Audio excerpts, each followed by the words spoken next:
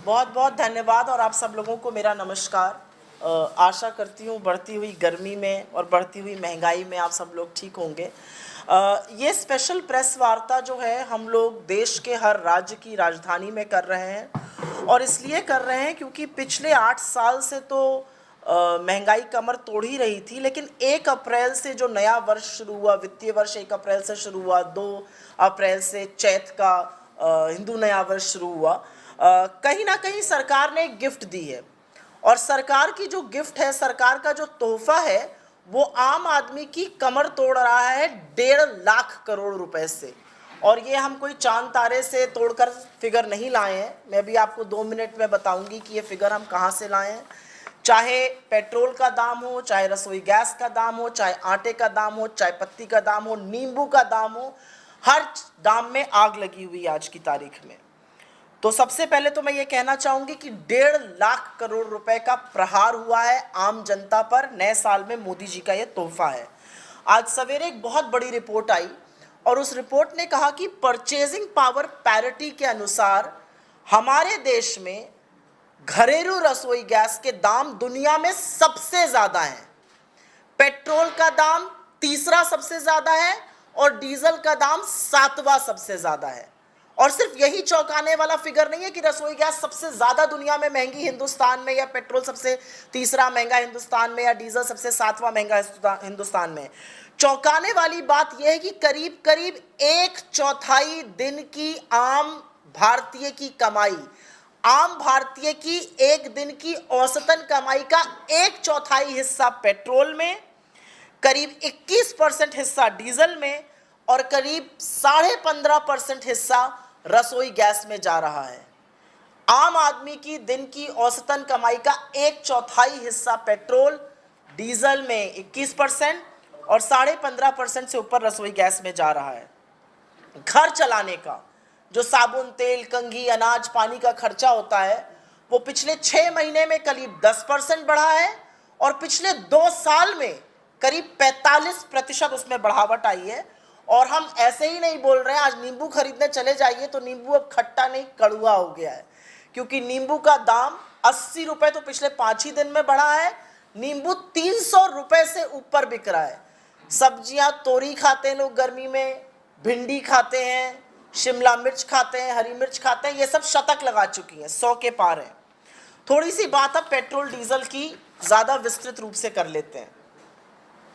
पिछले 16 दिनों में हम सबको पता है कि दाम 14 बार बढ़ा है। 80 पैसा, 40 पैसा, 80 पैसा, 40 पैसा। पहले कमर तोड़ी जाती थी महंगाई से। इस सरकार ने पहले 8 साल कमर तोड़ी और अब जो है गला रेता जा रहा है। रोज रोज 80 पैसा, 40 पैसा करते हुए पेट्रोल और डीजल के दाम पिछले 16 दिनों में 14 बार बढ़े हैं। 10 रुपया प्रति लीटर पेट्रोल और 10 रुपए प्रति लीटर डीजल बढ़ा है। इस 10 रुपए के बढ़ने से आम आदमी पर इसका बोझ करीब करीब 28,000 करोड़ रुपए आया है। और सच ये है कि अगर खपत के हिसाब से देखिए कि हिंदुस्तान में कितनी खपत है पेट्रोल और डीजल और एलपीजी की, और हम आपको ये प्रेस रिलीज देंगे, इसमें सारे आंकड़े हैं। बहुत सारे आंकड़े बोलने की ज़रूरत नहीं है, लेकिन करीब 72,000 करोड़ रुपए वार्षिक बोझ केवल इसी से आएगा। अगली बात कर लेते हैं हम कि ऐसा क्यों हो रहा है। क्योंकि जब भी आप बीजेपी के प्रवक्ताओं से, उनके मंत्रियों से, मोदी जी के लोगों से पूछिए तो वो कहते हैं ये वैश्विक है। जी नहीं, ये वैश्विक नहीं है। जब कच्चे तेल का दाम $20 प्रति बैरल हुआ था 2020 और 21 में, तब ये दाम कम नहीं हुए थे। तब ये दाम एक्साइज के थ्रू बढ़ाए गए थे। सरकार ने 13 बार एक्साइज बढ़ाया है और ये सच है कि डीजल पर एक्साइज 531% बढ़ी है और पेट्रोल पर एक्साइज 203% बढ़ी है। 26 लाख करोड़ रुपए सरकार ने ईंधन पर एक्साइज और टैक्स लगाकर कमाया है। 26 लाख करोड़ रुपए जनता पर प्रहार किया है, 26 लाख करोड़ रुपए का। लेकिन आज ही और कल के फिगर्स, आरबीआई का डेटा बताता है कि बड़े पूंजीपतियों का जो राइट ऑफ किया गया है लोन, वो 10.86 लाख करोड़ किया गया है। एक तरफ 26 लाख करोड़ का प्रहार हो रहा है, एक तरफ राहत दी जा रही है करीब करीब 11 लाख करोड़ की। तो दिक्कत की बात यह है कि पिछले साल ही सरकार ने 4.5 लाख करोड़ सिर्फ ईंधन से कमाया, जबकि सरकार के पास वक्त था, मौका था, टाइम था, आय कम हुई है, लोगों की नौकरियां गई हैं। 84% जनता कहती है कि जो वो 3 साल पहले कमा रहे थे वो अब कमा रहे हैं, और महंगाई बढ़ती जा रही है। रसोई गैस की बात कर लेते हैं। एक तो घरेलू रसोई गैस का अभी 50 रुपए दाम बढ़ा था जैसे ही चुनाव खत्म हुआ। 137 दिन एक बार भी दाम नहीं बढ़ा, और 137 दिन बाद 50 रुपए रसोई गैस का दाम बढ़ा घरेलू का, और जो कमर्शियल सिलेंडर है उसका दाम 250 रुपए बढ़ा 1 अप्रैल को, और एक ही महीने में पहले 105 रुपए बढ़ा था। तो 845 रुपए की वृद्धि करी गई है पिछले 8 सालों में। और ये कमर्शियल कोई अलग से यूज नहीं होता है, खोमचे वाले, ठेले वाले, होटल वाले, और इसीलिए हर जगह खाने का दाम बढ़ रहा है। तो कहीं ना कहीं जो सिलेंडर पे दाम बढ़ा, और ये मैं घरेलू गैस की बात कर रही हूं, इससे प्रहार होता है 27,000 करोड़ रुपए का। 28,000 करोड़ का कभी पेट्रोल डीजल पे हुआ, 27,000 करोड़ रुपए का इससे हुआ। अब बात कर लेते हैं, क्योंकि जब इनसे उत्तर की बात करो तो दक्षिण बोलते हैं। जब पेट्रोल डीजल करिए तो ये कहते हैं सीएनजी से चला करिए आप लोग। बहुत अच्छी बात है, जो लोग पेट्रोल डीजल नहीं दे पाते वो सीएनजी से वाकई में चल रहे हैं। सीएनजी के दाम कल बढ़े हैं, दिल्ली में एनसीआर में कल सीएनजी के दाम बढ़े हैं, और सीएनजी के दाम करीब करीब कल 2.5 रुपए बढ़े हैं। ये 7वीं हाइक थी, और इससे सीएनजी का दाम करीब 9 रुपया बढ़ गया पिछले 1 महीने में दिल्ली शहर में। और आज दिल्ली में करीब 70 रुपए प्रति किलो के आसपास सीएनजी है, जो बाकी दूर दराज के इलाके हैं वहां पर 80 रुपए किलो पर सीएनजी बिक रही है। इस 9 रुपए बढ़ी हुई सीएनजी से प्रहार होता है 1400 करोड़ से भी ज्यादा का। 28,000 करोड़, 27,000 करोड़, 1400 करोड़, ये सीएनजी से प्रहार हो रहा है। अब पाइप नेचुरल गैस की बात कर लेते हैं। सरकार कहती है पाइप नेचुरल गैस होनी जरूरी है, क्योंकि घरेलू गैस का दाम जो है वो बढ़ रहा है, तो आप पीएनजी लीजिए। पीएनजी का दाम दिल्ली में 5 रुपए बढ़ा, नोएडा में 5 रुपए 85 पैसा बढ़ा। 14 मार्च को दिल्ली में ये 1 रुपए बढ़ा था। तो पिछले 1 महीने में इसमें 6 रुपए प्रति एससीएम, उसकी जो क्वांटिटी होती है उसको एससीएम कहते हैं, उसकी वृद्धि 6 रुपए हुई, और इससे प्रहार हुआ 961 करोड़ रुपए का। तो पेट्रोल भी महंगा है, डीजल भी महंगा है, रसोई गैस भी महंगी है, सीएनजी भी महंगी है, जो पाइप नेचुरल गैस आ रही है वो भी महंगी है। लेकिन कहीं ना कहीं ऐसा प्रतीत होता है कि यह सरकार मिडिल क्लास से, गरीबों से, और खास तौर से किसानों से जरूर बदला लेना चाहती है। शायद आंदोलन का बदला लेना चाहती हो, मुझे नहीं पता, क्योंकि 50 किलो के डीएपी बैग की कीमत 150 रुपए प्रति बैग बढ़ाई गई, जिससे किसान के ऊपर अतिरिक्त बोझ आया 3600 करोड़ रुपए का। और एनपीकेएस, जो पोटेशियम, नाइट्रोजन और फास्फोरस का दाम होता है, उसकी कीमत 110 रुपए प्रति बैग बढ़ाई गई, जिससे कि 1290 का बैग करीब 1400 का हो गया, और इससे अतिरिक्त भार आया 3740 करोड़ का। तो किसान के ऊपर ही लगभग 7000 करोड़ से ऊपर का सिर्फ खाद पर आया। डीजल भी किसान के ऊपर भी आता है। घर का खर्च, और ये मैं एक महिला होने के नाते शायद और तरजीह देकर, शायद और प्रमुखता से, शायद और मुखरता से बोल सकती हूँ, 6 महीने में घर चलाने का खर्चा, चाहे वो साबुन, कंघी, तेल, शैम्पू, आटा, दाल, चावल, सब्जियां हों, वो करीब बढ़ा 6 महीने में 10% के आसपास, और पिछले 2 साल में वो बढ़ा है 45%। और कैसे नहीं बढ़ेगा? आटे का दाल 8 साल में तिगुना हुआ, चाय पत्ती तिगुनी हुई, बेसन 2.5 गुना हो गया, राजमा, दालें सब महंगी हुई। पकौड़ा तलने का जो तेल था, यही हिदायत देते थे मोदी जी, नौकरी नहीं तो पकौड़ा तलिए, वो भी 240 के पार है। अनुमान ये है, और ये तमाम रिपोर्ट्स आई हैं, कि 22% अभी भी खाने के सामानों का दाम बढ़ेगा, और वो होता दिख रहा है। नींबू, जैसे कि हम लोगों ने पहले कहा था, 5 दिन में 80 रुपए बढ़ के आज 300 के पार है। तो खट्टे से कड़वा हो गया नींबू। भिंडी, शिमला मिर्च, तुरई, हरी मिर्च, ये सब शतक लगा चुके हैं। ये घर का बजट है। अब करते हैं 1 अप्रैल को और क्या एक नई सौगात आई। एक नई सौगात 1 अप्रैल को आई कि राष्ट्रीय राजमार्ग टोल टैक्स 10 से 18% बढ़ेगा। वो कमर्शियल गाड़ी के लिए भी है, वो प्राइवेट गाड़ी के लिए भी है, और इससे करीब करीब 6,000 करोड़ का अतिरिक्त बोझा मिडिल क्लास पर या उन लोगों पर जो काम के लिए या बाहर जाने के लिए राष्ट्रीय राजमार्गों का उपयोग करते हैं। लेकिन मामला सिर्फ पेट्रोल, डीजल, रसोई गैस, सीएनजी, पीएनजी, घर के खानों और टोल टैक्स पे नहीं रुकता है।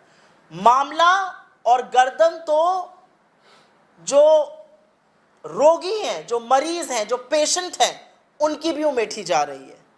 एनपीपीए ने 1 अप्रैल से 800 आवश्यक दवाएं, जिसमें से कि सिंपल दवाएं जैसे कि पैरासिटामोल हो गई, एजिथ्रोमाइसिन हो गई, मेट्रोनिडोल हो गई, कोरोना के प्रबंधन में जो बेसिक दवाइयां होती हैं, बुखार की, जुकाम की, खांसी की, वो हो गई, हृदय रोग की, बीपी की, स्किन की, जो बेसिक दवाइयां होती हैं, 800 दवाइयों का दाम बढ़ाया गया और इससे करीब करीब बोझ जो है वो 10,000 करोड़ रुपए का आम आदमी पर पड़ेगा। तो रोगियों को और मरीजों को भी नहीं छोड़ा गया। बहुत बड़ी बड़ी बातें हुई थी कि घर बनाना होगा आसान, सबका घर का सपना होगा पूरा, लेकिन घर बनाने से मुश्किल काम मुझे ऐसा लगता है इस समय देश में दूसरा कोई नहीं है। स्टील, सीमेंट, ईंट, सैनिटरी फिटिंग, लकड़ी, जितनी भी निर्माण की चीजें हैं, उन सब की कीमत अप्रैल में लगभग 15% बढ़ गई है। स्टील की कीमतें 35 रुपए पर केजी से बढ़ के 90 रुपए पर केजी हो गई है। सीमेंट लगभग 100 रुपए बढ़ गया है।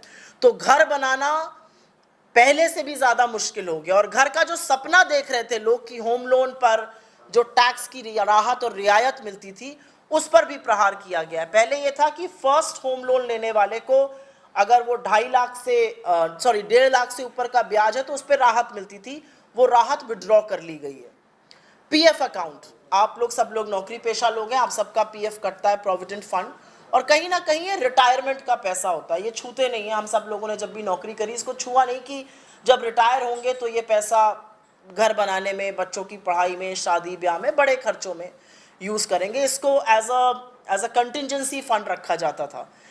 इस पीएफ अकाउंट से भी सरकार को बर्दाश्त नहीं, क्योंकि आपका रिटायरमेंट का पैसा अब सरकार की जेब में होगा। 1 अप्रैल 2022 से ईपीएफ खाते में अगर 2.5 लाख से ज्यादा का कंट्रीब्यूशन है तो ब्याज पर इंटरेस्ट लगाया जाएगा। यही नहीं, पीपीएफ की जो दर थी वो 8.5% से घरा के 8.1% हो गई है। एफडी की भी दर गिर गई है, जिससे कि करीब करीब 7 करोड़ लोग प्रभावित हुए हैं इन चीज़ों के चलते। कार खरीदना महंगा, गर्मी है, दिक्कतें हैं, लोग सोचते हैं छोटी कार खरीद ली जाए। मारुति ने जनवरी में पहली बार कीमत बढ़ाई थी, अब फिर से कीमत बढ़ने वाली है। टाटा मोटर्स ने कीमत बढ़ाई है, टोयोटा ने बढ़ाई है, और उन सब का कहना है कि इनपुट कॉस्ट, एंड इनपुट में largely steel, aluminium, fuel cost, ये बढ़ती जा रही है, इसलिए अब हम इसको कम नहीं कर सकते। तो गाड़ी का सपना भी अधूरा ही रहेगा लोगों का। 1 अप्रैल से मोदी सरकार ने एल्यूमिनियम ओर पर और कॉन्सेंट्रेट पर 30% टैक्स लगाने का फैसला किया है। इनका उपयोग टेलीविजन पर, एलईडी बनाने में, एसी बनाने में, रेफ्रिजरेटर के हार्डवेयर बनाने में किया जाता है। और इन सब के चलते AC, TV, fridge, LED bulb की कीमत 15% और मोबाइल की कीमतों में 20 से 30% की बढ़ोतरी होगी। तो मोटा मोटा लब्बो लबाब बात का ये है कि पेट्रोल और डीजल और रसोई गैस से जो लूट शुरू हुई थी वो बढ़ते बढ़ते आपके चौके चूल्हे तक पहुंच गई, आपके घर के खाने की सामग्री तक है, वो आपके रिटायरमेंट पैसे पर है, वो सड़क चलने पे जो टोल टैक्स देना है उस पर है, वो मोबाइल फ़ोन और एलईडी पर है, वो एसी पर है, वो कारों पर है। हर चीज़ महंगी होती जा रही है और कहीं ना कहीं इसका प्रभाव हर व्यक्ति पर पड़ रहा है। और जब सरकार से इस पर सवाल पूछिए तो जवाब सिर्फ एक आता है, हमने चुनाव जीते, ये मुद्दा नहीं है। जी नहीं, ये मुद्दा है। और मुद्दा इसलिए है क्योंकि हमारे सिस्टम में, ठीक है आपने चुनाव जीते हैं, लेकिन बहुत सारे लोगों ने आपके खिलाफ भी वोट दिया है। वो वोट महंगाई के खिलाफ है, वो वोट बेरोजगारी के खिलाफ है। और महंगाई इसलिए भी प्रचंड है क्योंकि नौकरियां गई हैं और आय कम हुई है। और चुनाव जीतने का ये कतई मतलब नहीं है कि आपको लूट करने का लाइसेंस मिल गया है। I will very briefly just speak a few lines in English for the audience who speak in that language. The New Year gift in this financial year and also the Chaitra Navvarsh that started on the 2nd of April was a body blow of 1.5 lakh crore rupees by the Modi government. It started with the loot of petrol, diesel and LPG. If you look at the new reports that have come in early this morning, according to the purchasing power parity, LPG in India is the costliest in the world. Petrol is the third highest in the world priced at. Diesel, the prices are 7th highest in the world. On an average, out of its daily income, an average Indian is paying 1/4 of its daily wages for petrol, 23.5% for petrol, 21% for diesel, and almost 16% for LPG gas. Household budgets have increased by 9.3% in the last 6 months and by 45% in the last 2 years. Food prices have risen very sharply. The prices are visible. They say when life throws lemons at you, make a lemonade. Quite frankly, lemons are being thrown at you. There is no scope to make a lemonade because lime itself is costing us over 300 rupees per kg. And the same story is for ladyfinger, it's for bottle gourd, it is for capsicum, it's for green chilies, which have hit a century. The additional burden because of the policies of this government on petrol and diesel is about 27,000 crore rupees, and it is largely because excise has been increased many fold. It has gone up by over 500% for diesel, over 200% for petrol. The additional cost because of LPG is 27,000 crore rupees. The additional cost, and this is important to realize here, CNG, the alternate fuel to petrol and diesel is CNG. It has gone up by almost 9 rupees in 1 month alone. And the additional burden on account of that is over 1,400 crore rupees. Piped natural gas is costing 6 rupees more than what it did a month back. The farmers seem to be paying a price for the protests that they staged against the farm laws. An additional burden of 3,600 rupees on the DAP prices that have been raised, and NPK's bags, the prices have been raised, an additional burden of 3,740 crore rupees. Of course, taking into account the diesel prices, it's a body blow for the farmers. Household budgets, and I want to spend just 2 minutes here, because quite frankly, it is very difficult to fit budgets today as far as households are concerned. 45% up in the last 2 years, almost 10% up in the last 6 months. And if you actually see, aate ka, besan ka, chai patti ka, the prices have trebled. The price for edible oil is at 240 per litre. The price for lime is at over 300, like I just said. Toll tax has gone up between 10 to 18%. Again, a hit of about 6,000 crore rupees. Medicines are also being taxed very steeply. Medicine prices have gone up, and this will cost us an additional 10,000 crore rupees. And basic drugs like paracetamol or azithromycin or metronidazole, basic drugs that are used for BP, for heart, for diabetes. Owning a house seems to be a big privilege now, or building one. Prices of construction like steel, cement, bricks, copper, sanitary fittings, wood have all gone up by 15%. Steel prices from 35 a kg to 90. Cement prices up about 100 rupees per bag. The Section 80 EEA of the IT Act, which gave first-time home buyers the benefit of an additional 1.5 lakh rupees on tax reduction, has been withdrawn. Your retirement money is also being taxed. So if you are making a contribution of over 2.5 lakhs in your PF account now, the interest is going to be taxed. Buying a car is far more expensive because input costs have gone up.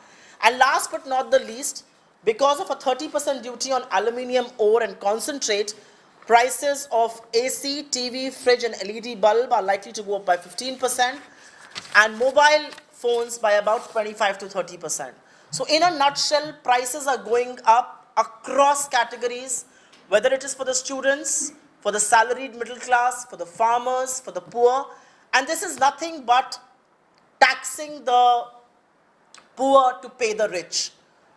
You are actually writing off loans worth 11 lakh crore rupees for the rich and charging 26 lakh crore of fuel income from average Indian middle class. How does one justify that? One doesn't know, but every time you raise this issue, they talk about electoral wins. There are 2 points to be made there. Electoral wins do not give you the license to loot people.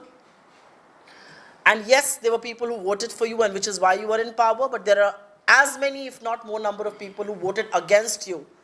And issues of price rise, and issues of unemployment continue to plague India's middle class and people at large. Happy to take your questions. आपके कोई भी सवाल हो?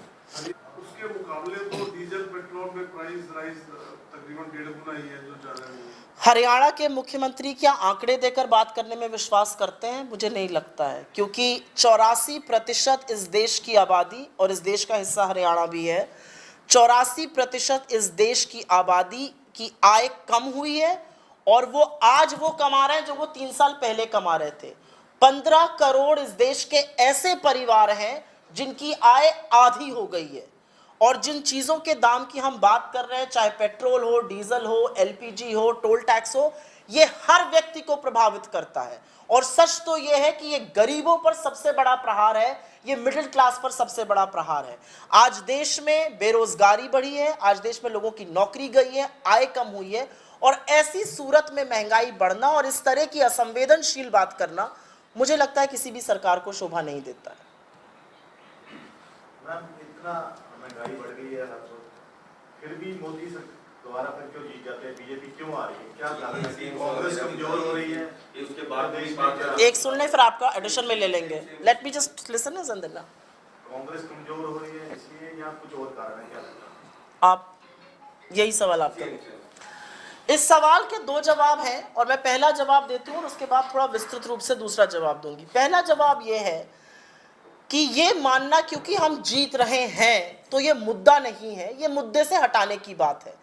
आज जिस तरह के वाहियात डिबेट, जिस तरह के ध्यान भटकाने के मुद्दे, लोग क्या खा रहे हैं, क्या पहन रहे हैं, किससे शादी कर रहे हैं, किससे मोहब्बत कर रहे हैं, ये इसीलिए किया जा रहा है क्योंकि इन मुद्दों से ध्यान भटका रहे हैं। जिस तरह की पोलराइजेशन की राजनीति भाजपा कर रही है, वो इसीलिए कर रही है कि बेरोजगारी पर और महंगाई पर चर्चा ना हो। लेकिन सच ये है, मैं उत्तर प्रदेश से आती हूं और मैं आपको एग्जाम्पल देती हूं। उत्तर प्रदेश में 3 करोड़ 80 लाख वोट बीजेपी के फेवर में पड़े, उन्होंने सरकार बनाई, अच्छी बात है। लेकिन 5 करोड़ वोट बीजेपी के अगेंस्ट पड़े, सारा विपक्ष मिलाकर। तो कहीं ना कहीं ये बड़े मुद्दे हैं और इन मुद्दों को हम नकार नहीं सकते हैं। आपकी इस बात से शायद मैं किसी हद तक सहमत हूं कि इन मुद्दों को हमें और मुखरित कर कर लोगों तक ले जाना पड़ेगा, और शायद हम उसमें विफल हुए कि हम इनको बड़ा मुद्दा नहीं बना पाए। लेकिन इनको बड़ा मुद्दा ना बनाने में 2 कारण रहे। एक, हम मानते हैं और मुझे लगता है आत्म विश्लेषण करने में कोई गलती नहीं है, हमें और मुखरता से इस मुद्दे को उठाना चाहिए और सड़कों पर उतरना चाहिए। अगर आप देख रहे हैं, कांग्रेस ने महंगाई को पिछले 10 दिनों में बड़ा मुद्दा बनाकर जनता के बीच में गए। लेकिन उसका दूसरा कारण एक ये भी है कि जिस तरह के मुद्दों से भाजपा भटकाती है, वो इमोशनल मुद्दे होते हैं, कहीं ना कहीं वो कहीं ना कहीं भावनात्मक मुद्दे होते हैं, वो कहीं ना कहीं राजनीति, महंगाई, बेरोजगारी से हटकर धर्म पर लोगों को आपस में लड़ाने के, उन्माद फैलाने के मुद्दे हो जाते हैं। लेकिन मेरा अपना मानना है कि हिंदुस्तान की जनता जागरूक है और जरूर ये मुद्दे आने वाले चुनावों में बनेंगे। नहीं बन पाए, इसमें हमारी भी विफलता है। जवाब तो दिया है इसके अंदर, लेकिन कहीं ना कहीं मानते हैं क्योंकि कल जिस तरह से पूरे देश भर में आपने आंदोलन रखा था और प्रदर्शन रखे, लेकिन हर स्टेट के अंदर कांग्रेस अपने आप में ही फंस के रह गई। हरियाणा की अगर बात करें, कल यहाँ 24 विधायक नहीं थे। भूपेंद्र सिंह हुड्डा जो नेता विपक्ष है वो नहीं थे, वो कह रहे हैं मैं क्यों जाऊँ, उनसे बात हुई तो। ऐसे ही दूसरे प्रदेशों की बात करें, पंजाब में बात कीजिए, पंजाब की बात कीजिए, वहाँ स्टेज के ऊपर नवजोत सिद्धू और वो वरिंदर जो है वो आपस में लड़ रहे हैं। तो कहीं ना कहीं कांग्रेस को इसकी मात खानी पड़ रही है। मैं सबसे पहले तो हरियाणा में आपने हमारे नेता का नाम लिया, हुड्डा साहब का, उस पर कमेंट इसलिए नहीं करूंगी क्योंकि आप कह रहे हैं। मैं आपकी बात मान सकती हूं, लेकिन मैं आपकी बात पर रिएक्ट नहीं करूंगी। इस मंच से मैं ये बैठ के जरूर कहूंगी कि कांग्रेस में भी इस आत्मचिंतन की जरूरत है कि हमको साथ रहकर ही और साथ आकर ही हम एक मजबूत ताकत बन सकते हैं, हम लड़ सकते हैं। और मुझे ऐसा लगता है कि आने वाले दिनों में जो बदलाव आप देखेंगे कांग्रेस पार्टी में, जिस तरह के बदलावों की बात भी चल रही है और जो कुछ बदलाव देखे भी गए कुछ राज्यों में, कहीं ना कहीं कोशिश यही है कि आपसी मतभेद बुलाकर साथ आया जाए।